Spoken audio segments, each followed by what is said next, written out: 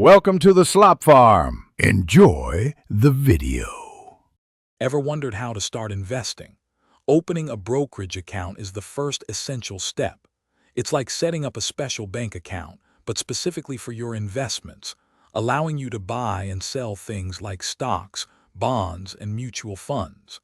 This account is your personal portal to the financial markets, helping your money potentially grow over time. It's truly a great way to begin building your future wealth. Choosing the right brokerage firm is a crucial decision for your investing journey. You'll want to compare a few options, looking at things like their fees, what kinds of investments they offer, and how easy their platform is to use. Some brokers might specialize in beginner investors, while others cater to more experienced traders. Take your time to research and find one that truly fits your personal financial journey. Before you dive into the application, gather a few key documents to make the process smooth.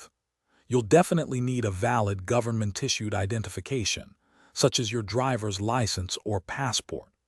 Also, make sure to have your social security number or tax identification readily available. And finally, you'll need details for a checking or savings account so you can easily transfer funds once your new brokerage account is open. Once you've chosen your broker, the application process is usually straightforward and can often be done entirely online. You'll fill out a form with your personal information, like your address and employment details, and answer a few simple questions about your investing experience. Always take a moment to review all the terms and conditions before you hit submit. It's a good practice to ensure everything is correct and understood. Congratulations, your brokerage account is approved. Now it's time to fund it. You'll typically link your bank account for easy transfers, and many platforms offer quick electronic deposits.